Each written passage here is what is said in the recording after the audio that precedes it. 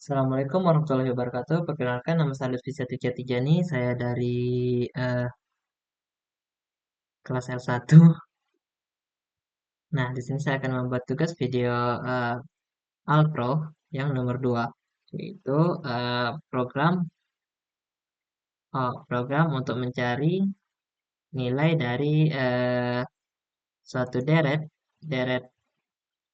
bilangan, di mana kita akan menginput nilai n, maka kita akan mencari nilai dari n tersebut.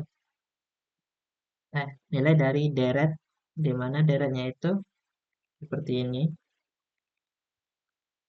1 dipangkatkan dengan n ditambah.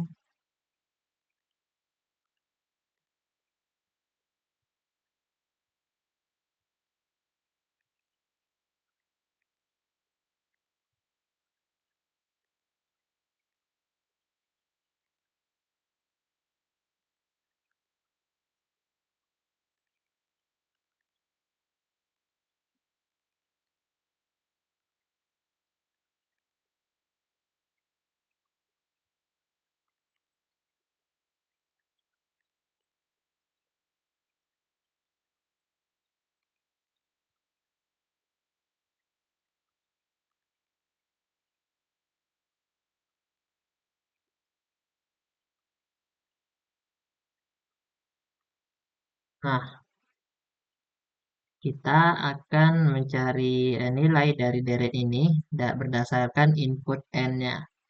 Nah, eh, langsung saja kita lihat di programnya terlebih dahulu.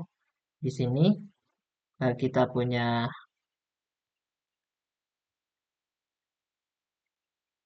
program. Kita ke main-nya dulu.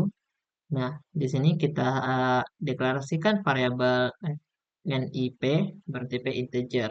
Kemudian double untuk total keseluruhan. Dan variabel F dan kemudian hasil suku. Nah, di sini total keseluruhan kita inisialisasi dulu dengan nilai 0. Kemudian kita input nilai N. Kita masuk ke perulangan for. Nah, perulangan for-nya itu dari I sama dengan 1 menuju N.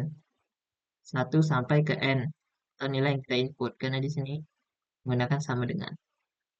Nah, kalau I++. Nah, di for-nya ini kita akan mengisi variabel f itu dengan hasil fungsi dari fungsi faktorial rekursif. Kemudian p itu akan diisi nilai variabelnya itu dengan hasil dari n dikurang i dan ditambah 1. Lalu untuk hasil hasil suku akan diisi dengan hasil dari function pangkat rekursif. Nah, kemudian untuk total keseluruhan itu adalah total keseluruhan ditambah dengan nilai dari hasil suku. Nah, kita coba dulu, uh, kita lihat dulu selanjutnya untuk function dari faktorial rekursif.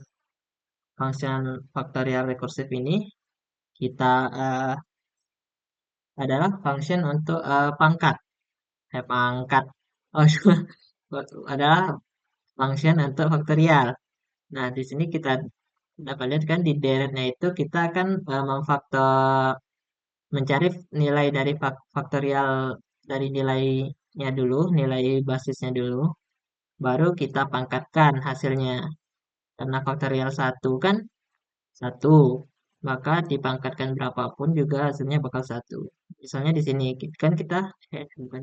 Nah, misalkan di sini kan faktorial 3 faktorial dipangkatkan n min 2. Nah, misalkan 3 faktorial itu kan 3 kali 2 kali 1 itu 6. Nah, 6, 6 itulah yang akan dipangkatkan dengan n min 2. Makanya kita harus mencari nilai faktorial dari basisnya terlebih dahulu. Nah, Kita lihat dulu di sini untuk faktorialnya itu kita memberikan nilai n-nya pada parameter faktor fungsinya itu kita beri nilainya itu berdasarkan nilai i. Nilai i pada for di sini. Jadi ketika i-nya sama dengan satu maka n-nya akan sama dengan satu. Ketika i-nya sama dengan 2 maka n akan sama dengan 2. Nah, kita cek eh, di sini pada function ini kita menggunakan tipe data double karena ini faktorial, kita ingin mencegah mencegah overflow nilai. Nah, di sini kita cek dulu apakah n ini kurang dari atau sama dengan satu. Kurang dari sama dengan satu. Nah, jika iya, bisa karena n ini kan berdasarkan i ya. Jadi i pasti satu lah ya, nggak mungkin nol. Nah, n satu, maka dia akan mengembalikan nilai satu. Di sini f akan sama dengan satu.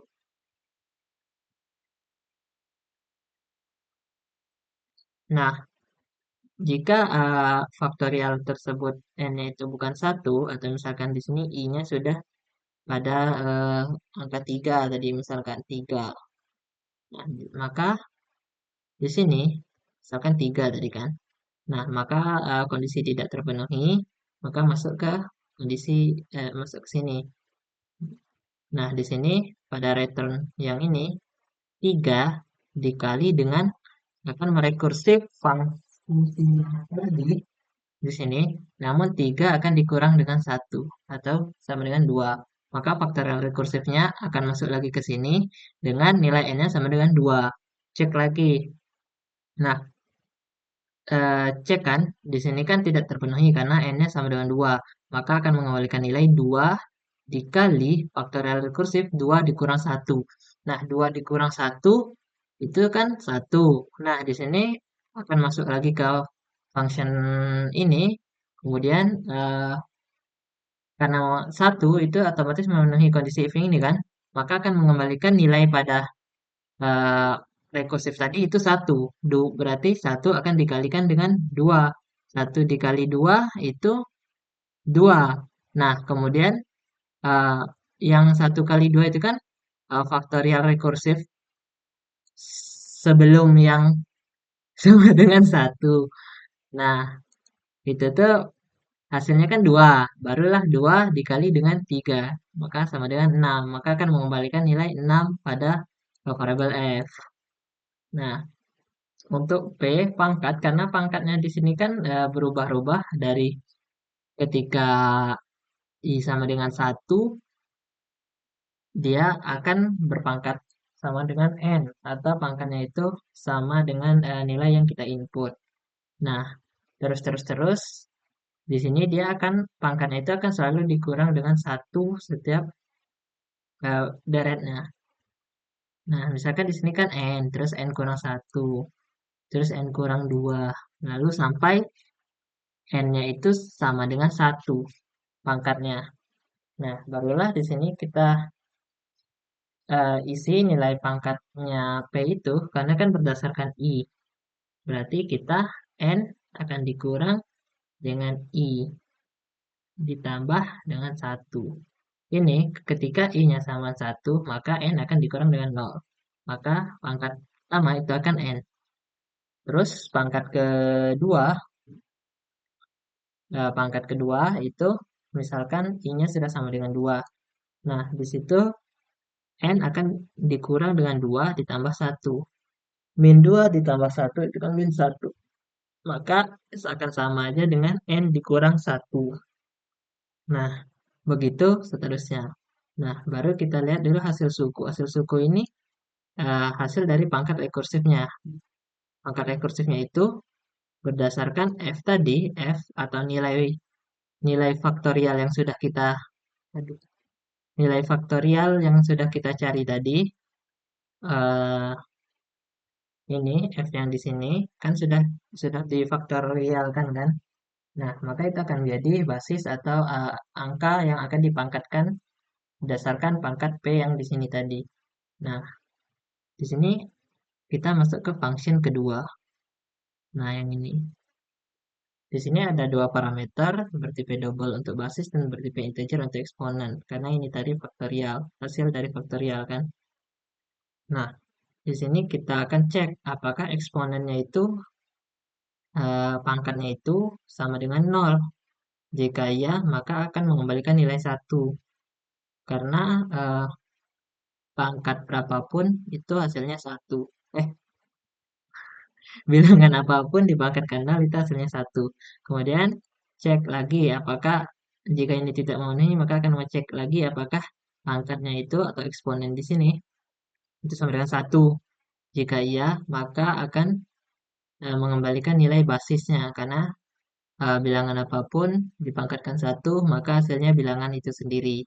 Nah, jika tidak memenuhi dua kondisi ini, maka kita akan masuk ke rekursif di sini.